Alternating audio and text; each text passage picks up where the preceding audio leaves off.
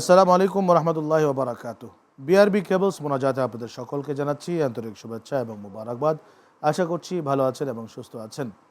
প্রিয় দর্শক, মহান আল্লাহ রাব্বুল আলামিন পবিত্র কালামুল্লাহ শরীফে সুন্দর করে ইরশাদ করেছেন, ইয়া আইয়ুহাল্লাযীনা আমানু হাল আদুল্লুকুম আলা তিজারাতিন তুনজিকুম মিন আযাবিন আলীম তু'মিনুনা বিল্লাহি ওয়া রাসূলিহি ওয়া তুজাহিদুনা ফি সাবিলিল্লাহ বিআমওয়ালিকুম ওয়া আনফুসিকুম যালিকুম খায়রুল লাকুম ইন কুনতুম তা'লামুন। সাদাকাল্লাহুল আযীম। আজকে যেই বিষয় নিয়ে আমরা মোনাজাত করব তার আগে গুরুত্বপূর্ণ একটা বিষয় নিয়ে কথা বলতে চাচ্ছি, তা হচ্ছে জুমাতুল ওয়াদা। আমরা যেটিকে বাংলায় জুমাতুল বিদা বলে থাকি।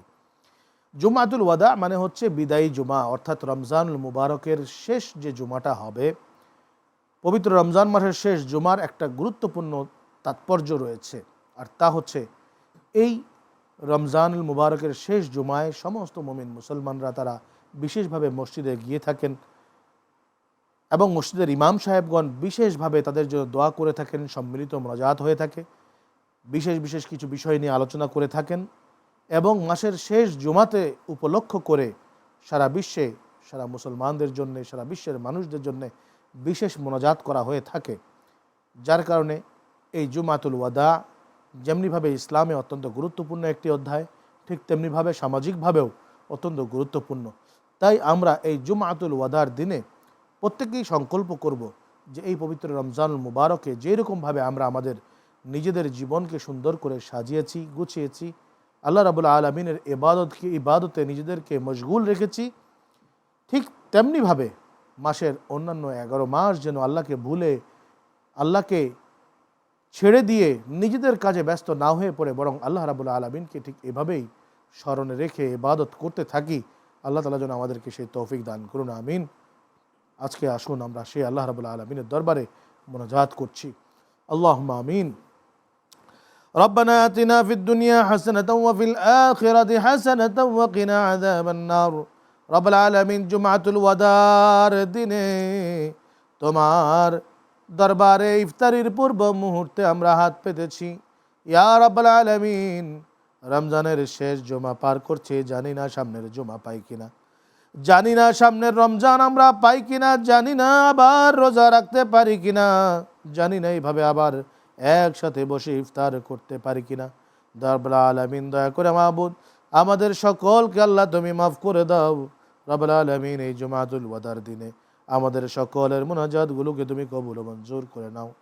তোমার রহমতের ফেরেশতা আল্লাহ এই জুমাতুল ওয়াদার শেষ লগ্নে আমাদের মুনাজাতগুলোকে নিয়ে তোমার দরবারে হাজির করবে গো মাবুদ।